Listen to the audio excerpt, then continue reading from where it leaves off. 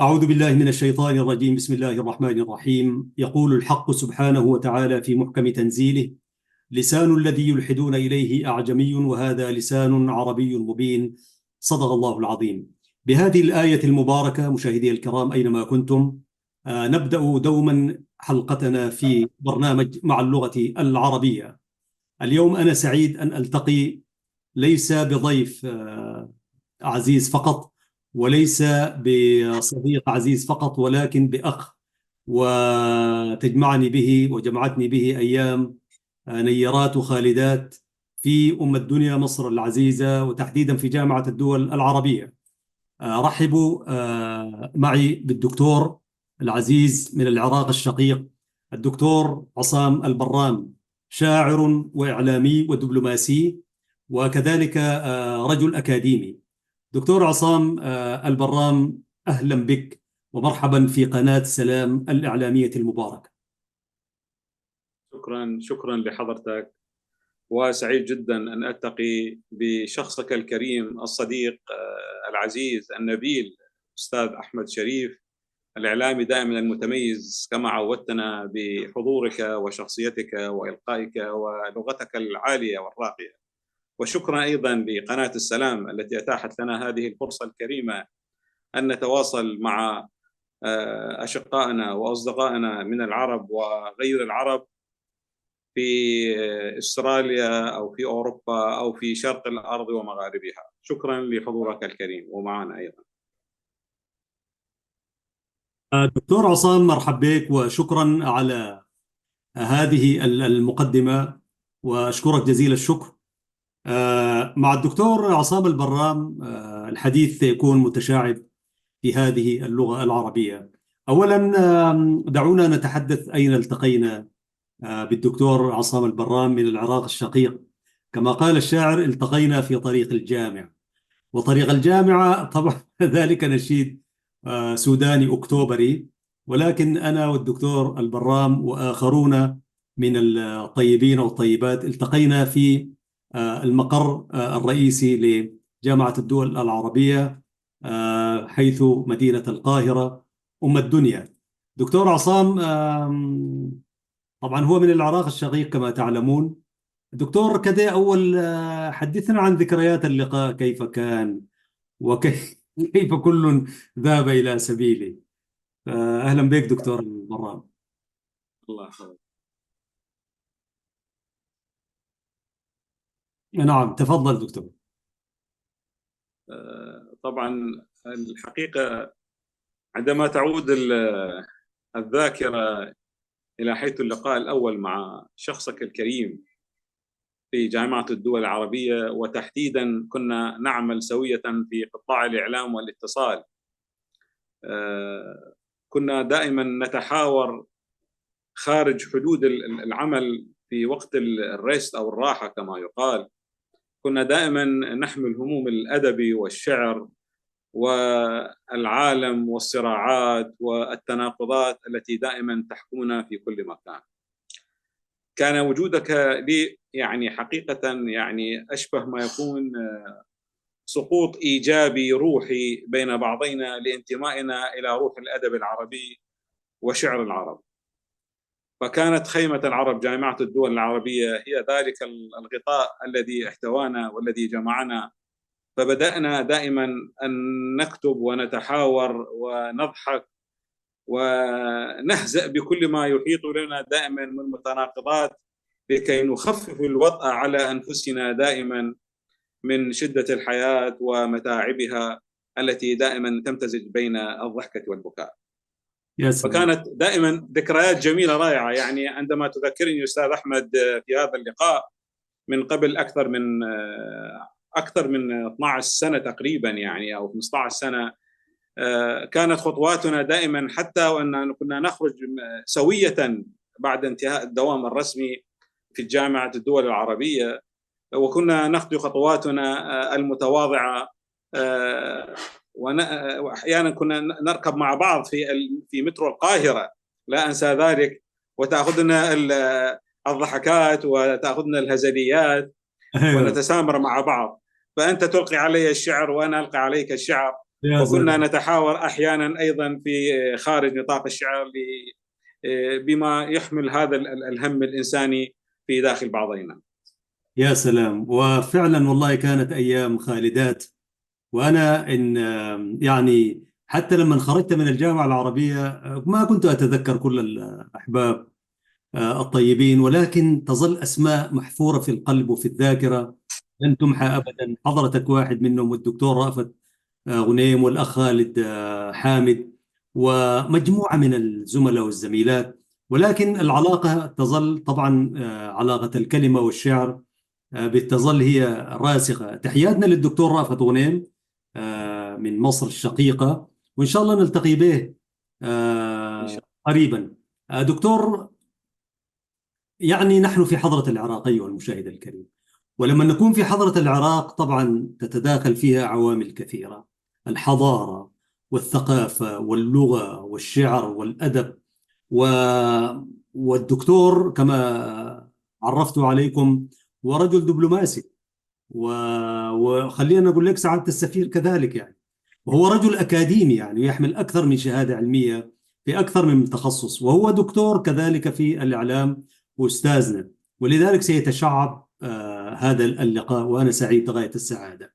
دكتور، نعود إلى العراق، حيث يعني وكنت دائما ألغي لك قصيدة فراج أستاذنا يعني: في صحو أنا أم في منامي أحقا هذه دار السلام، الله. تحت سمائها أحدو ركابي وفوق فنائها ألقي زمامي، أمهد الرافدين وأنت قدما محلك في القوارب والسنام، رأيتك قبل رؤيتك ائتلاقا يطرز جبهة الشرق القدام، وشمتك في رائع السطور سطور نور كأجنحة الملائكة الكرام. رائع رائع يعني رائع هذه بغداد رائع. والسلام. أحسنت فعد بنا أحسنت. سيد الكريم الشاعر الأكاديمي الدكتور عصام، من أين يعني في أي منطقة نشأت كزهرة وردية وزهرة جميلة ولونا من ألوان القزح الجميل، شعرا وثقافة وأكاديمية ودبلوماسية كذلك؟ عد بنا إلى العراق، عد بنا إلى الطفولة دكتور. شكرا جزيلا لهذه الكلمات الرائعة من حضرتك. شكرا لهذا الإطراء الكريم. أنا طبعا إذا عدت إلى بغداد، وهي مسقط رأسي في مطلع الستينيات من القرن الماضي، أنا ولدت في بيئة متواضعة من يعني لي أخوة 6 وشقيقتان أيضا. ما شاء الله. أنا درست في المرحلة الابتدائية والثانوية والإعدادية في بغداد، في حاراتها وأزقتها القديمة. أنا يعني من صلب أهالي بغداد القدماء كما يقال يعني، وأيضا أكملت دراستي هناك. أنا الذي يعود بي دائما إلى موضوع جذوري في الأدب والشعر، الفضل والفضل الله إلى أستاذي رحمة الله الشاعر والإعلامي والصحفي أو العالم اللغوي، يعرفه العراقيون كثيرا ويعرفه أيضا مجمع اللغة العربية في بغداد، الأستاذ محمود الريفي. هذا الرجل هو الذي أول من وجد في بذور الشعر والقصيدة والأدب.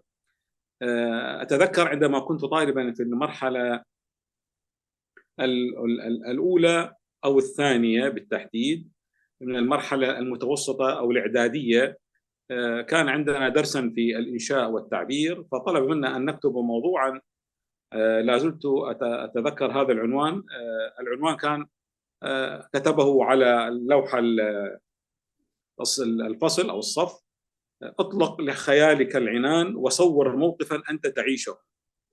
جميل. أشبه كان في الامتحان في داخل الفصل والصف، وبدأنا أن نكتب، وبعد نصف ساعة قدمنا الأوراق، فبدأ يقرأ على عجالة أول ثاني ورقة أو ثالث ورقة قرأها، فنده قال: من هو عصام حسين البرام؟ نعم. قلت له: نعم. قال: تعالى. فجلس، قال لي: هذا تعبيرك أنت ماذا تقرأ؟ قلت له: أنا أقرأ الكتب والمجلات اللي هي كانت في تلك المرحلة يعني، وأقرأ كان عندنا مجلات اسمها مجلتي، وكذلك صحيفة خاصة بالفتيان اسمها المزمار. فكنت دائما يعني متعلق، حتى كنت قليل أن ألعب دائما في الحارات، تجدني يعني أجلس في البيت بعد أن أفطر، خاصة في أيام العطل الصيفية، وأقرأ فيها.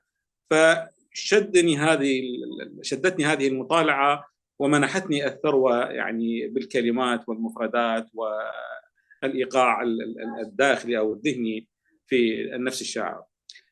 فقال هنالك مهرجان أدبي سيكون للثانويات في بغداد، وأريدك أن تقدم لي نصا وتشارك فيه. وفعلا قدمت نصا، وما ذكرت أنا في حوار أيضا سابق، وكنت الفائز الثاني إلى محافظة بغداد.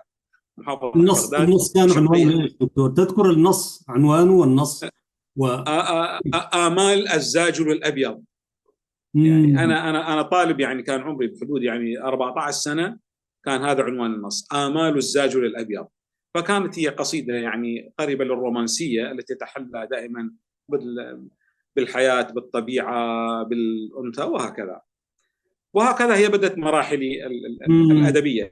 ثم أكملت دراستي الثانوية ودخلت أكملت شهادتين، يعني درست في الإعلام وحصلت في شهادة الدكتوراه، وأيضا أكملت في موضوع تاريخ العلاقات السياسية أيضا. يعني حصلت والحمد لله على شهادتين في مجال الدكتوراه في الدراسات الأكاديمية. نعم، في الإعلام والسياسة. في الإعلام والسياسة، نعم.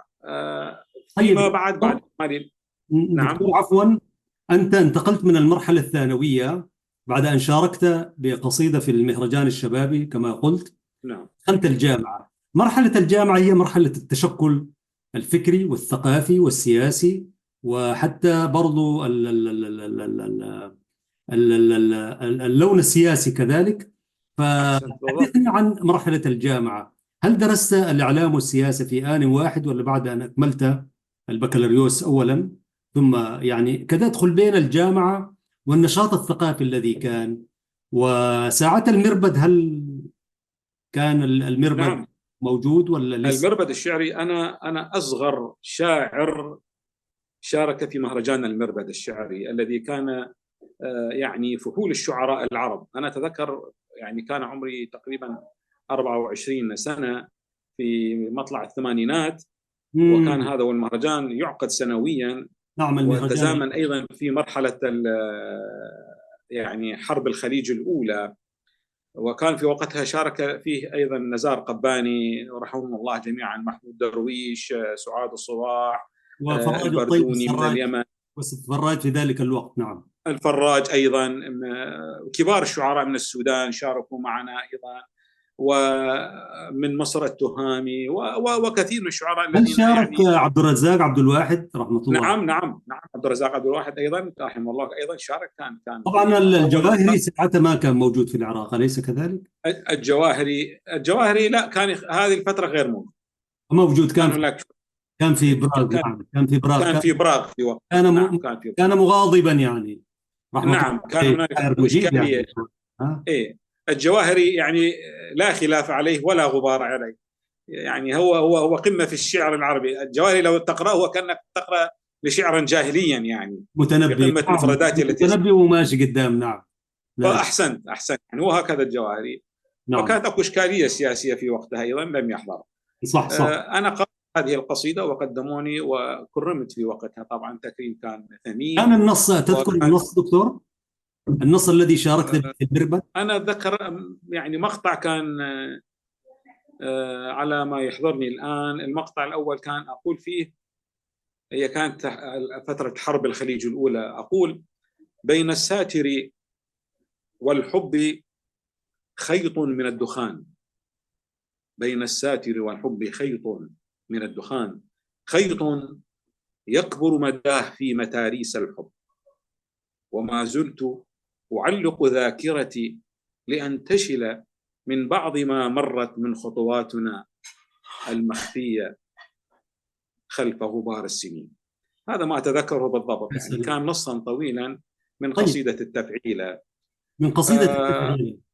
هل أنت بدأت بالتفعيلة دكتور، ولا كان عندك في العمود؟ أنا بدأت في العمود. أنا بدأت في العمود وثم تحولت إلى التفعيلة، والآن بدأت أكتب بالنثر، ومن ثم بدأت في نص الهايكو الذي هو الهايكو. يخالف عن الهايكو الياباني. سنأتي إلى الهايكو. أنت رائد في قصيدة الهايكو بالنسبة للجيل الموجود نعم. اليوم. دكتور، طيب، أنت يعني بما أنك أنت من العراق، طبعا برضو في العراق يعني المدرسة الحديثة، شعر التفعيلة، طبعا، لكن دائما كل ما يقال أول ما يذكر العراق طوالي يذكر الشعر العمودي والشعر المقفى والموزون المتنبي وكل يعني إلى عهد الجواهري وعبد الرزاق عبد الواحد الله يرحمهم وكثر من الشعراء. إيش اللي خلاك يا دكتور تنفك من عقال القصيدة القوية العمودية؟ طبعا العمود هو قمة الشعر العربي، وهو أساس الشعر العربي. يعني الشاعر يجب أن يتمتع بهذا الإيقاع وهذه الموسيقى وهذا الوزن وهذه العروض. يعني مثل ما تفضلت حضرتك، الفراهيدي من محافظة البصرة في جنوب العراق، نعم. الذي أوجد البحور الشعرية، الخليل. العروض. نعم، الخليل، وهو من أهل البصرة في محافظة جنوب العراق. التجديد في القصيدة العربية كان لها الفضل أيضا على يد السياب ونازك الملائكة والبياتي، الذين انتقلوا من قصيدة العمود الكلاسيك إلى التفعيلة. صحيح. حتى عندما بدأت قصيدة النثر الذي أبدع بها أيضا سعد يوسف ورشدي العامل والكثير من منهم هناك. نعم. نعم. أنا قلت يعني في مقال سبق وأن نشرته في جريدة المصري اليوم، وكتبت عنها بحثا في مجلة شؤون عربية التي تصدرها جامعة الدول العربية. نعم. كان عنوان المقال فوبيا الإبداع. أردت أن أشير إلى هذا المقال باختصار جدا. يعني علينا أن نجدد دائما ونسعى إلى التجديد، فالحياة دائما هي متجددة. يجب أن لا نتقولب كما يقول الأخوان والزملاء النقاد بقالب معين. نعم، نحن نحتفظ ونقدر التراث ونقدسه، وأيضا نحتفظ القصيدة التي انتقلت بعنفوانها من الكلاسيك إلى التفعيلة. عندما جاءت قصيدة التفعيلة قامت الدنيا ولم تقعد، قالوا هذا ليس بشعر، هذا خروج عن قاعدة الشعر، أين هي الكذا، أين هي الكذا. ولكن تحول الكثير من شعراء الكلاسيك فيما بعد هذه الضجة إلى أن يكتبوا بقصيدة التفعيلة. وهكذا عندما بدأت قصيدة النثر قامت الدنيا ولم تقعد. أيضا بدأ الكثير من الكتاب أن يكتبوا بقصيدة النثر، يعني ما يفوح منه من الحكمة والكلام الذي يعبر عن خبرة وتجربة يلتمسها الأديب أو الشاعر بكل ما يمتلك من مكنوزات يعني ذاتية، أن يصبها في بيت شعر كما هو الحال مع محمود درويش، كأنك تقرأ حكم. الهايكو. نعم، الهايكو وغيره. في الهايكو. لذلك أنا عندما وجدت أنه في قصيدة قرأت في الهايكو الياباني الآسيوي إلى ميشو والكثير من كتبوا في هذه القصيدة، وأيضا قرأت الإبيجرام للكتاب الذي كتبه الإغريق، فحاولت أن أجد نمطا وأسلوبا أو نصا إبداعيا ينتمي إلى العربية، ينتمي إلى العرب. الهايكو العربي. أيوة. فنعم، فأردت أن أجد قصيدة يعني تعطي قيمة للعرب، أن هم أهل الشعر، هم أهل الأدب، هم أهل التجديد، إن كان ليس فقط في العمود أو التفعيل أو النثر. فوجدت قصيدة تمييزا لقصيدة الهايكو الياباني اسميتها الهايكو العربي. الهايكو وهذا طبعا رائد في هذا المجال. نعم، أنت رائد في هذا المجال وكنا شهود عيان، وأنت تسعى حثيثا هنا وهناك من خلال لقاءاتك الإعلامية ونشرك. والدكتور عصام البرام كثير المشاركات في الندوات وورش الأعمال والمهرجانات الأدبية والشعرية سواء كان داخل مصر أو خارج مصر. دكتور، أعود إلى القصيدة، القصيدة العمودية. يعني كتبت بها كثير ولا شوية والله كتبت إلى قليلا، كتبت فيها، لم أكتب فيها كثيرا. نعم. كثير. الحقيقة الوقت اللي أخذ من عندي في الدراسات الأكاديمية، تعرف أنا يعني كتبت أكثر في مجال وأكثر من تخصص. في مجال الأكاديمي الدكتوراه في الإعلام والدكتوراه في العلوم السياسية والعلاقات الدولية. هذا أخذ مني يعني وقت يعني ومساحة واسعة جدا. طيب، كلما ذكر الشعر وخاصة عندما يقترن بالدبلوماسية أنا دائما يطل في رأسي ثلاثة من الشعراء، اثنين من السودان، واحد من سوريا. نزار قباني ذلك الشاعر الدبلوماسي، وعندنا أبو آمن حامد برضو شاعر السوداني وكان صح. دبلوماسيا، وأنت تعرف. أكيد. وكان في الشاعر كذلك صلاح أحمد إبراهيم، شاعر السوداني الذي كتب آه، قصيدة تغنى بها آه، كثير من الفنانين السودانيين. أعتقد أيضا الطيب صالح له محمد الفيتوري أيضا.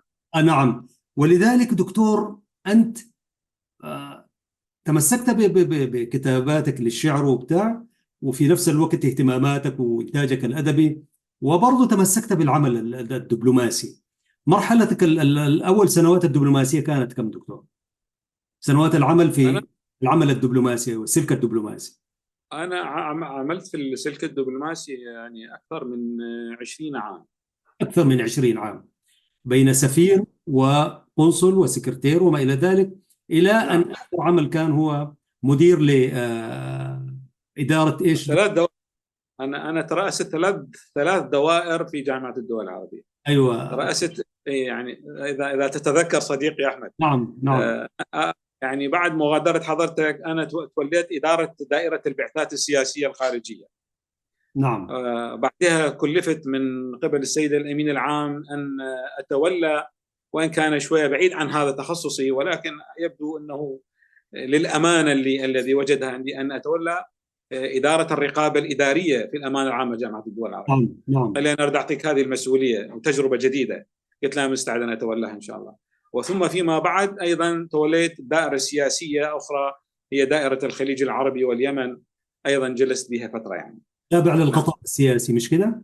نعم، قطاع السياسة. نعم. القطاع السياسي. طيب، كل هذه المرحلة كيف تحملت عبء الدبلوماسية ومسؤولية الشعر وحرية الشعر وقيود العمل الدبلوماسي؟ يعني كل أولئك والله تحرروا قالوا أنا دبلوماسية بلا، فكيف وفقت أيوة. بين قيود وحرية؟ فعلا هذا السؤال حضرتك يذكرني بالشاعر نزار قباني رحمه الله، عندما قدم استقالة في حياته الدبلوماسية وترك العمل.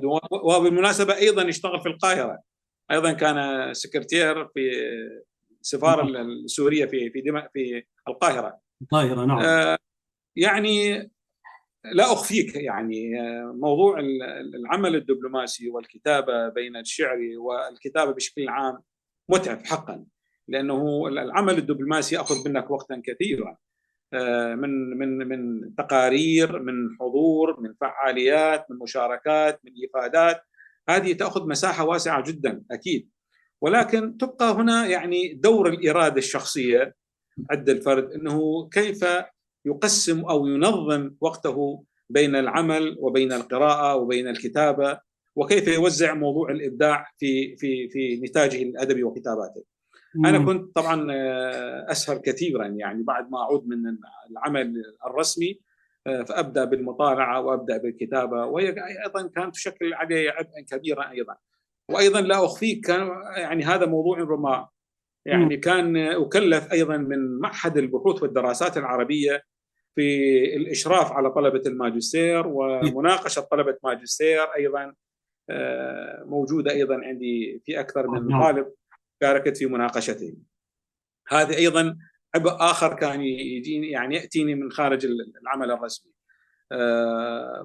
يعني الدعوات وحضور الندوات والمشاركة أيضا في عمليات التحكيم. أنا قبل مدة يعني أكثر من شهر تقريبا كلفت في لجنة تحكيم إبداعية لشعراء كتاب شباب يعني في سن 20 لمطالعة نتاجاتهم. كانوا يعني يعملون مسابقة أدبية بمشاركة مجموعة من الشباب العرب أيضا إطار في قامة الجامعة، الجامعة. في إطار الجامعة العربية. نعم نعم. يعني من العراق، سوريا، ومن السودان، ومن مصر، ومن المغرب العربي، ومن الخليج، مجموعة شباب يعني بسن يعني أقل من لا يتجاوزون 22 عام يعني. شفنا دواوينهم وكتاباتهم وكذا، فكان عندنا تقييم ولجنة تحكيم، أنا ومعي زملاء أيضا من الأدباء تقريبا من جامعة القاهرة وشخص آخر أيضا دكتور من السودان، وأيضا ناقد من العراق، والآخر من المغرب العربي. فكانت يعني تقييمات. فالتنظيم هو سيد الموقف دائما، وإن كان عليك شكل يعني عبء كبير في القراءة وفي المتابعة وفي التقييم وفي الإبداع وفي الكتابة. وعليك أن تعرف كيف توازن بين تنظيم عملك الرسمي وبين عملك غير الرسمي. وأيضا يعني لا أخفيك أي كيف تعطي وقتا إلى الأسرة، وكيف أن تستثمر أو أوقات مثلا الويكند بين الاستمتاع في هذا الوقت وحضورك مع أفراد الأسرة، وبينما يزيد من الوقت أن تقرأه فيه وتستكمل فيه في القراءة. يعني وقتكم كان مباركا دكتور، ما شاء الله. جدا، الحمد لله، مباركا بفضل الله. وكان متعب، يعني متعب صراحة. متعب. ولكن سؤالي كان هو العمل الدبلوماسي فيه قيود دبلوماسية. أنت الآن تتحدث يعني مش كدبلوماسي، ولكن لم تتحرر من دبلوماسيتك، برضو بتنتقل كلمات وما إلى ذلك. ولكن أنا أعني أنه الإنسان المبدع هو حر طليقي، يعبر كما يشاء وهكذا. ولكن الدبلوماسي دائما بتحكمه علاقات الدولة بالدولة الأخرى. على سبيل المثال، مثلا أنت تدعى إلى أمسية شعرية مثلا، أو تدعوك جهة ما، وهذه الجهة هي في، لو ما قلنا في خصومة، في برود من العلاقة بين دولتك التي تمثلها. فمثل هذه القيود، وأحيانا أنت تلقى نفسك داخل في مشكلة ما تعرف أيهما تختار. فكيف يعني أنت يعني أنا ما أعرف إذا فهمت. أنا قرأت ما بين السطور. أنا قرأت ما بين السطور، وقرأت ماذا تريد أن تقول ما خلف الستار. نعم، أنا كتبت، ولكن هذا احتفظت به كثيرا، يعني حتى أثناء وجودي وعملي الرسمي أنا كتبت في هذا المجال، وتحررت بكل ما أملك من إمكانية ذاتية أسقطها، يعني كلمات وأوراق، كما يقول جان بول سارتر: نسقط همومنا أوراق وكلمات على الورقة لنحس أننا قد أفضينا ما يمكن أن نريد أن نقوله. أنا كتبت كثير يعني ضد الاحتلال، وكتبت كثير عما يجول في واقعنا الثقافي من سلبيات، وكتبت أيضا عن الظلم والاستبداد والدكتاتوريات، وكثير من هذه تناولتها في نصوص كثيرة، منها الكثير لم ينشر بعد، ربما ينشر وأنا يعني على الحياة والله أعلم، إن شاء الله. ربما ينشر، الله يبارك فيه، وربما ينشر فيما بعد. تعرف الحياة الدبلوماسية والحياة السياسية في العالم العربي تقتضي منك أن تكون دبلوماسيا، أن تكون هنالك لك التقية في كيف أن تتعامل مع الظرف الذي أنت تعيشه، ومع الواقع الذي ربما يفرض عليك يعني حياة أقصى ما أنت تعيشها. فليس من الذكاء أنه تعرف كيف توازن بين ما يجول في خاطرك وفي وجدانك ضد الواقع السلبي لكي تكتبه. أن تعلنه مباشرة هذا ليس من الصحيح، ربما يعود عليك بعواقب غير نعم. هل تذكر موقفا يعني كان موقفا صعبا بالنسبة لك أن تختار أيهما، يعني هذا أو ذاك، وكيف يعني مواقف، والمواقف كثيرة طبعا، وهل تذكر شيئا معينا أنت يعني استخدمت فيها، إذا كان العمل الدبلوماسية هي فن التعامل ويعني إدارة الأزمة أيا كانت الأزمة هذه، ولكن لا أخفيك أنه موضوع الاحتلال العراقي والغزو الأمريكي للعراق في 2003 كتبت عن هذه المرحلة، كتبت عنها، وكتبت أيضا عندما حاولت القوات الأمريكية تزرع الفتنة يعني بين الطوائف العراقية، وما شكلت خاصة في المرحلة الأولى بعد يعني مرحلة 2005 و2006 حصل ما حصل في العراق. ولكن الآن الحمد لله كل شيء زال، وبدأ الوضع الاستقرار. أنا يعني أتكلم خلال تلك الفترة كتبت عن هذه الفترة. وأنت على رأس العمل الدبلوماسي؟ وأنا كنت على رأس العمل الدبلوماسي، نعم كتبت. كنت في الغرب يعني ولا في واحدة من الدول الإفريقية؟ أنا كنت في وقتها في نيروبي في كينيا. نعم. نعم كنت في نيروبي. أنا كأنك حدثتني عنه. نعم، وقد نصحني الكثير من الزملاء المقربين أنه الذين كانوا معي في وزارة الخارجية أن أكف عن هذا الموضوع، أو أكون أحاول أنه بقدر الإمكان بعيد عن هذا الجانب. وفعلا يعني خففت الوضع كما يقال، وبدأت أكتب وأحتفظ به لحد الآن. الكاتب يعني الأديب، شاعرا كان أو روائيا أو إعلاميا أو كل ما يتعلق بشؤون الإبداع الإنساني، لا يستطيع أن يكون بعيدا عن واقع والانصهار مع هذا الواقع، فهو جزء منه، ولا كيف يكون الوجدان يعبر عما يجول في خاطر. المسألة تخضع إلى التوازن وطريقة التفاعل. وحين يطفح بهم الكيل فيقولوا لي دينكم لكم دينكم ولي دين. العمل الدبلوماسي. دكتور، الدول التي عملت بها في السلك الدبلوماسي هل يمكن الحديث عنها؟ أنا عملت في سيول في كوريا الجنوبية، وعملت في بودابست المجر هنغاريا، وعملت في نيروبي في كينيا، وطبعا آخر بوست كان عندي كنت قنصلا في سفارة جمهورية العراق في القاهرة. نعم. في في في سوريا عملت أيضا، بس عملت فترة قليلة، يعني هي كانت مدة قصيرة. كان العمل كقنصل في سوريا في دمشق، ثم نقلت مباشرة من دمشق، أكملتها المدة، يعني نقدر نقول مثلا دمشق أيضا وكينيا، ثم أكملت المدة الأخرى من البوست في البعثة العراقية في كينيا، وآخرها كانت أيضا كما شاء الجامعة العربية يعتبر، وثم للجامعة العربية. نعم، امتداد السلك الدبلوماسي. دكتور، حتى الآن ما كتبته هل في مجال السياسة أكثر أم في مجال الأدب بشكل عام؟ أنا أكثر شيء كتبته في السياسة. في السياسة كنصوص شعرية. كنصوص شعرية كتبت في السياسة، نعم. أما في الأدب لا. أنا الآن يعني من مدة ليست قصيرة أتناول الروايات الكلاسيكية العالمية، وتحديدا التي حصلت على جائزة نوبل.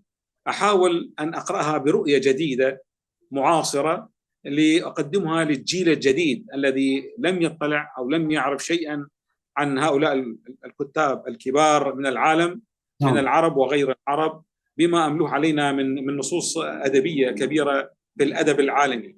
هذه الرؤية أراها أنه كيف تكون يعني تتناغم معاصرة مع المرحلة المعاصرة التي يعيشها الشباب الكاتب الجديد، الشاب الكاتب الجديد. نعم. فكتبت أيضا عن إرنست هيمنغواي، عن ويليام بوغنر، عن تشيخوف، عن ميكسيم غوركي، يعني من كتاب العالم، عن أيضا كويلو الكاتب البرازيلي. نعم. سيكون في شكل كتاب مش كده، وليس في إن شاء الله إن شاء الله إن شاء الله في شكل كتاب. نعم. جميل. وفي الدواوين الشعرية صدر لك، أنا أعتقد عندك، أنا شفت 2 ولا 3 دكتور؟ لا هذا لا، أنا عندي أكثر من 8 دواوين شعرية. لا أنا اللي شفته. نعم. اللي صدروا في القاهرة 2. اللي صدروا في القاهرة. نعم. اللي صدروا في القاهرة 2. عندي تراتيل مؤجلة صدرت بطبعتين، طبعة أولى وطبعة ثانية، نفس الطبعة الأولى طبعا طبعة ثانية، وأيضا صدرت اللي هو الهيكل العربي، يعني تجربة في الهيكل العربي. ده آخر دواوينك. نعم. أول الدواوين كان إيش؟ أول ديوان كان حناء على أبواب الفاو. حناء على أبواب الفاو. أيام الأزمة العراقية الإيرانية. نعم بالضبط، الحرب الخليج الأولى. نعم. بالخليج الأولى. نعم. طيب دكتور، رحلتك الأدبية هي عمرك المديد إن شاء الله. والرحلة الأدبية طبعا أنا لو قلت لك أين تجد نفسك بين السياسة والأدب، فأنا أقول إنه ربما الدكتور وجد نفسه في النهرين يعني، لكن في أيهما سبحت أكثر يا دكتور؟ في الأدب. وتجيد السباحة في الأدب؟ في الأدب. أنا في الأدب. لما؟ يعني أنا كنت حضرتك أستاذ أحمد في أي لحظة فراغ كنت أشعرها، أنا في مكتبي أي لحظة فراغ أنجز أي عمل اللي عندي، أتوجه على اختصاصي ومجالي الذي ابحث فيه او عشق اليه، اللي هو في موضوع الادب. اما اكتب نصا يعني تجول في داخل ارهاصات احولها الى نص، او ربما في مشروع كتابه لمقال، او في مشروع مثلا بحث اتناوله على طول في موضوع الادب. بمجرد ما أنا حتى في مكتبي، كنت في بعثاتنا الخارجيه التي عملت فيها، او نعم. مثلا خلال وجودي في جامعه الدول العربيه، لحظه ما انهي هذا العمل قبل نهايه الدوام بساعه او ساعتين احاول استثمر هذا الفراغ. يعني تجدني دائما اجلس على مكتبي أذكر. واتناول الموضوع، فانا اسبح في الادب كما تفضلت يعني. صحيح. دكتور، طيب، كده هذه أنت رجل متعدد اللغات كذلك يعني، وعلاقتك باللغة الإنجليزية يعني معروفة يعني. الحمد لله. قارن لنا بين اللغتين العربية والإنجليزية تحديدا مثلا، وأين تجد نفسك كرجل عراقي عربي؟ يعني ما في شك أنه اللغة العربية تجد فيها روحك أكثر، لأنه الإنسان يتفاعل مع تاريخه. لكن بما يمكن أن لأنه نحن في برنامج مع اللغة العربية، ودائما أنا أدعو للاهتمام بهذه اللغة، لأنه هي لغة البيان، لغة الإفصاح، يعني ما في لغة تساوية. لكن لا أسمع شهادة منك يا دكتور أنه اللغة العربية عندك ماذا تمثل؟ صديقي أستاذ أحمد، اللغة العربية يعني مثل ما تفضلت هي لغة القرآن الكريم. هذه اللغة التي تمتلك من المرادفات التي لا تمتلكها أي لغة في العالم، وفيها من السحر والبيان، وفيها من الموسيقى والإيقاع. اللغة العربية حتى الذي يتعلمها من الأعاجم يجد نفسه أنه يغرق في بحر من اللغة. يعني أنا أعتبر أنه أي أعجمي عندما يتعلم اللغة العربية يجد صعوبة، وأرفع له القبعة لو تمكن منها وأتقنها بشكلها الصحيح، وهذا نادر جدا طبعا لصعوبة هذه المفردات ومرادفاتها الكثيرة. اللغة العربية مقارنة باللغة الإنجليزية، يعني اللغة الإنجليزية تقول جملة طويلة مثلا من 3 أو 4 كلمات، بينما تجدها في اللغة الإنجليزية، بينما تجدها في اللغة العربية هي كلمة واحدة. يعني هذا جانب. الجانب الآخر، نحن اليوم يعني لتقديس هذه اللغة الكريمة، أنا يعني أدعو من خلال برنامجك الكريم ومن خلال قناتكم الفاضلة أنه هي دعوة مهمة جدا إلى الشباب للاهتمام بهذه اللغة العالية. اللغة العربية تمتلك من الموسيقى، يعني على سبيل المثال، يعني عندما تقول في كلمة الله، شوف كلمة الله يعني كيف تطلع من بإحساس، بإيقاع، بموسيقى، بنبرة، بينما عندما تقولها بالإنجليزي the God، شوف قارن بين the God، بين يا الله، يا الله the God، شوف يعني كأبسط شيء هذا. والكثير أيضا عندما تجد في جملة إنجليزية كما أشرت قبل قليل لم تجد لها تعبيرا معينا، بينما عندما تقولها تأتيك في اللغة العربية بسحر كبير جدا، تعطيكها بالتفصيل. والعكس أيضا صحيح، أحيانا تقول جملة في اللغة العربية اللغة الإنجليزية لا تستطيع أن تستكمل بمعناها الباطني كما هو الحال في قصيدة الشعر. يعني كثير عندما ترجم شعر المتنبي أو امرؤ القيس أو عنترة أو الشعر بفترة صدر الإسلام وغيره، لم يعطي للقصيدة حقها وإيقاعها وبواطنها الإيقاعية الفنية. ليس المعنى شيء آخر، ربما يوصل لك المعنى بشكل عام، ولكن لا يعطيك كما تقرأها في لغتها الأم. وهذا أيضا يختلف طبعا كما يقول أيضا ويليام شكسبير في نفس مسرحياته.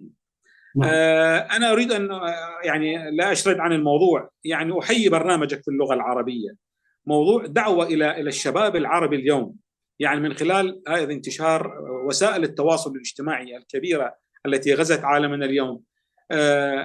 بدأ الآن أو ما يسمى بالتشاتينج أو الدردشة أو هذه الحوارات، أصبحوا الآن الشباب يتكلمون باللهجات الدارجة، وهذه مشكلة، يعني مشكلة كبيرة جدا، يعني أثرت. يعني العراقي يتكلم بلهجته العراقية، المصري يتكلم باللهجة المصرية، السوداني يتكلم باللهجة المصرية السودانية، وهكذا تجد أنه كل بلد يتكلم باللهجة الدارجة، في حين احنا هي دعوة إلى أن تكون اسماء وسمو هذه اللغة من خلال بث البرامج الثقافية التي تركز على مجال اللغة، على مجال الأدب، كيف نطور اللغة، كيف نطور المفردات والإمكانيات هذا الشباب. وهي مسؤولية جماعية طبعا، ليس فقط يعني عن طريق البرامج. الإعلام مسؤول، الجامعة مسؤولة، الأسرة البيت مسؤول، الدولة مسؤولة، وزارة الثقافة والإعلام مسؤولة. يعني كل هؤلاء هم يعني يجب أن يشكلون كبوتقة كبيرة، أن تعقد مؤتمرات إقليمية دولية. أنا في إحدى الحوارات قلت أنه وزارة الثقافة في دول العالم كلها يعني يجب أن تكون وزارة سيادية كوزارة الدفاع والداخلية والخارجية. يجب أن تكون هذه وزارة الثقافة أن تهتم بقيم الإنسان، بثقافة الإنسان. نحن الآن معرضون وعلى الأيام القادمة إلى غزوات من الأجيال الجديدة، من الحروب الكبيرة. يعني يجب أن يكون الشاب الآن في مقتبل العمر، في مرحلة الابتدائية صعودا، كيف ننمي وكيف ننضج وكيف نعزز ونحبب له هذه اللغة بالطرق السهلة لا بالطرق المعقدة، بحيث نولد له الاشمئزاز والكراهية ليبتعد عن هذه اللغة. أن نعطيه الطرق البسيطة. يعني اللغة العربية عندما ندرس النحو نعم صعب في اللغة العربية، ولكن يجب أن نأتي بالطرق السهلة البسيطة حتى نحبب لها للطفل، للطالب وهو بالابتدائية، لا يقول أنا أتعلم لغة أجنبية أسهل ما أتعلم اللغة العربية. هذه هي أول الكارثة، هذه هي أول الإسقاطية الأولى التي ربما تؤثر على شخصية الإنسان العربي وكره لغته الأم، لغة القرآن الكريم. أنا سعيد جدا بهذا برنامجك أستاذ أحمد طبعا. نعم والله، بارك الله فيك، له الحمد والشكر. دي الحلقة 120، الحلقة رقم 120 ما شاء الله مع اللغة العربية بفضل من الله ومنه يعني. والبرنامج هو أسبوعي دكتور.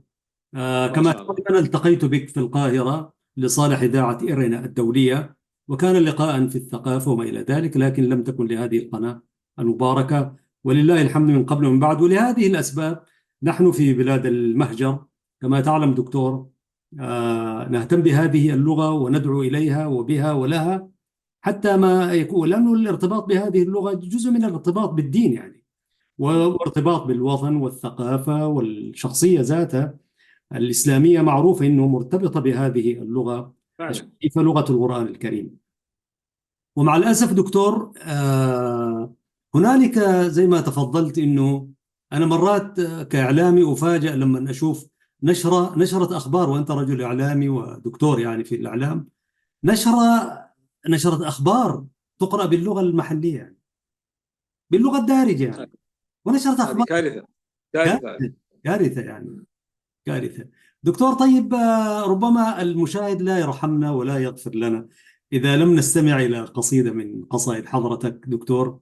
سنأتي بعدين في حلقة مفردة شعرك ونتحدث عنه، ورؤيتك في الشعر والأدب بشكل عام، وعلاقتك بالشعر باتجاهاته المختلفة، وعلاقتك بالرواية والقصة والكتاب وما إلى ذلك. فأي نص تختار لنا دكتور، واحدة من نصوصك كما تشاء؟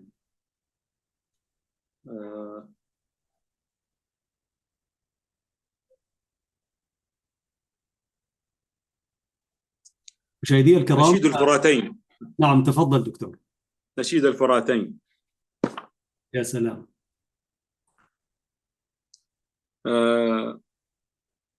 كنت هنا من 20 عاما، فلملمت صمتي وأحزان السنين، وحملت عرشة أريخ الرجال، ورسمت بالأفق فجرا للخاشعين، وكتبنا بالطبشور في الطرقات، في المنفى وعلى كراسي المتعبين، إن نظل على المدى سهما يراعا صرخة لن تأفل بوجه الخائنين.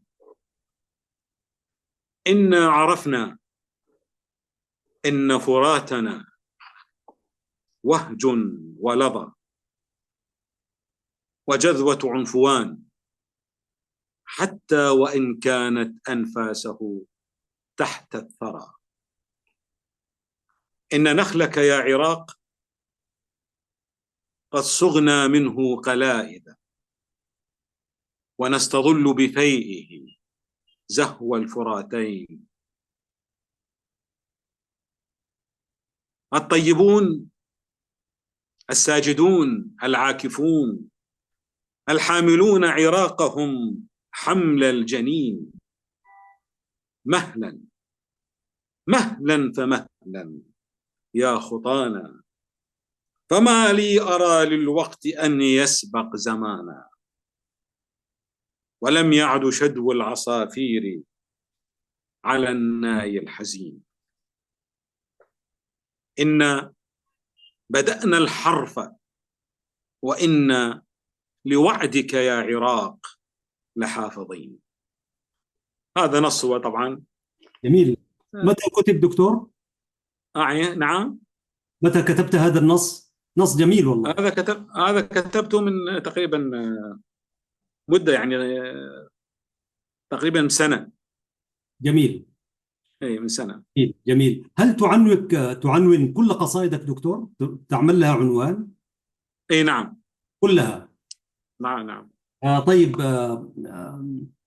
الشعراء الكبار، يعني الأدب القديم، ما كانوا يعنونوا. مسألة العنونة هذه تتعبك دكتور؟ جدا. كيف يتخلق العلماء؟ جدا يعني هذا سؤال مهم جدا.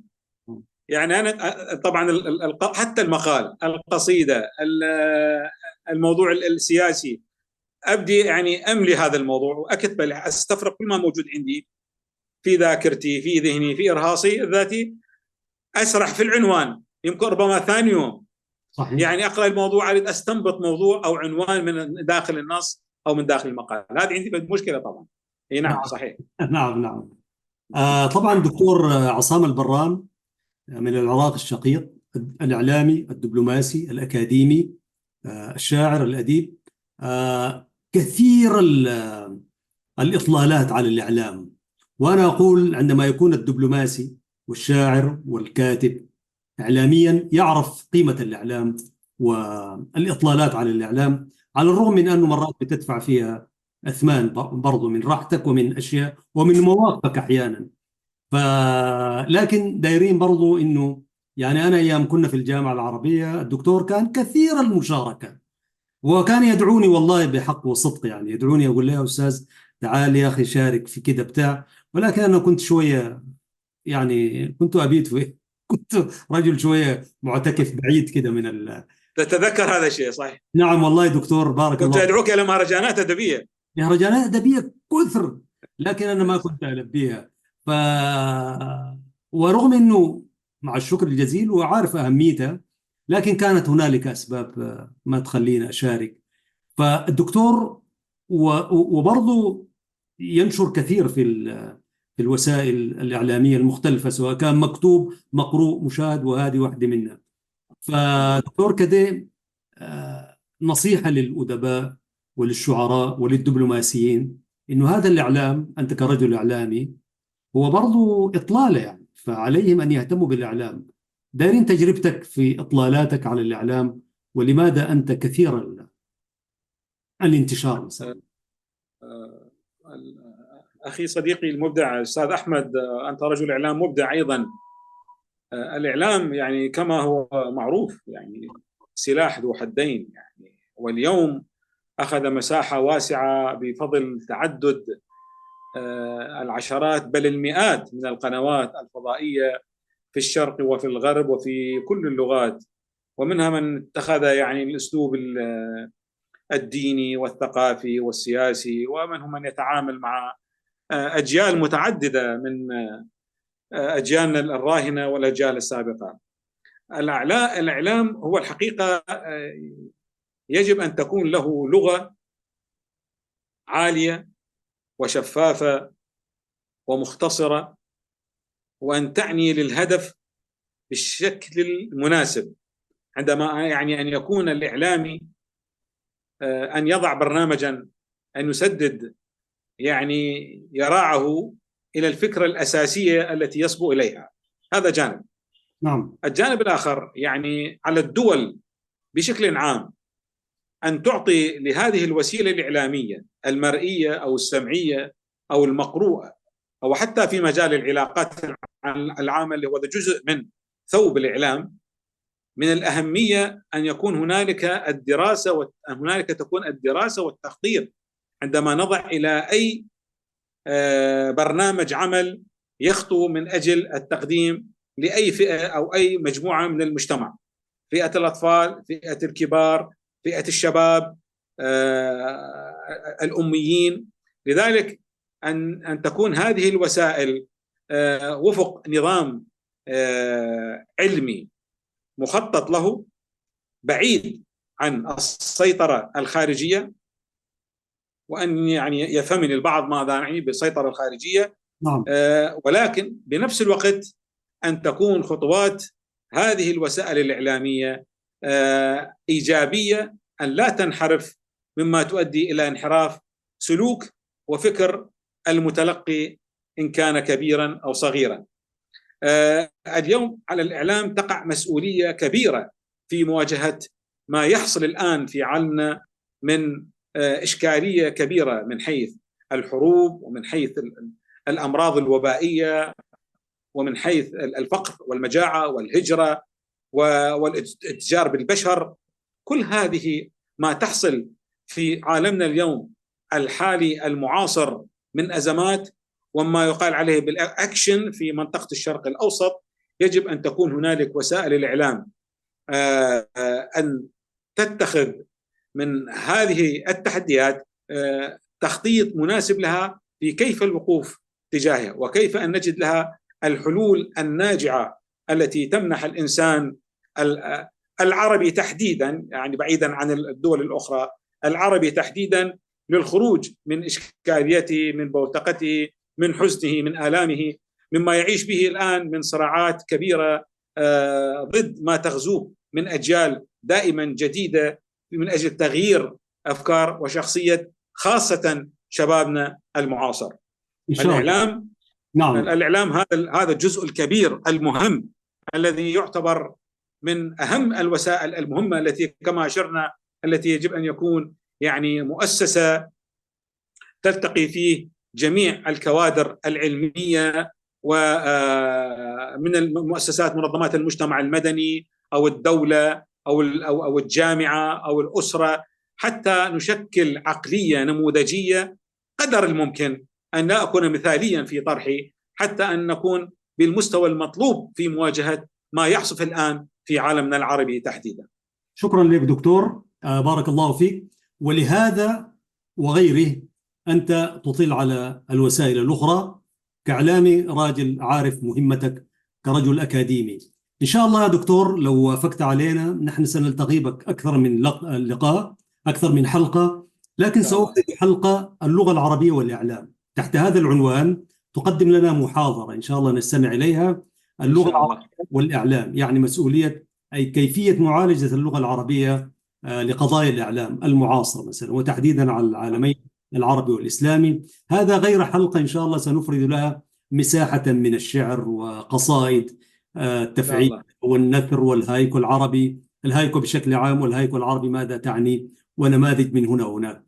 أنا سعدت بلقائك دكتور عصام حسين البرام، الرجل الأكاديمي الأديب الشاعر الإعلامي الدبلوماسي. وإن شاء الله يعني نحن نشكر الله أنه أتاح لنا هذه الوسائل أن نلتقي من بعد، ولكن إن شاء الله سنلتقي قريبا وجها لوجه بحوله تعالى. أشكر معاليك، ممنون لك رجل العزيز، الإنسان الأنيق دكتور عصام البرام. عرفناه أنيقا في فكره وفي ثقافته وفي ذوقه وفي دبلوماسيته وشعره. ومنكم نستفيد ومنكم نتعلم. عفوا سيد الكريم، أنت أستاذنا. المشاهدون الكرام، كنتم مع حلقة في برنامج مع اللغة العربية، مع اللغة العربية برنامج يعده ويقدمه لكم محدثكم أحمد شريف. تحياتي والدكتور عصام البرام الأخ العزيز الشقيق، كذلك تحيات الزملاء الأعزاء الذين يخرجون هذه الحلقة بالثوب الذي ترونه أمامكم. في الختام يقول الحق سبحانه وتعالى في محكم تنزيله: لسان الذي يلحدون إليه أعجمي وهذا لسان عربي مبين. صدق الله العظيم. ألتقيكم بحوله تعالى في الحلقة المقبلة. حتى ذلكم الحين أستودعكم الله، والسلام عليكم ورحمة الله وبركاته.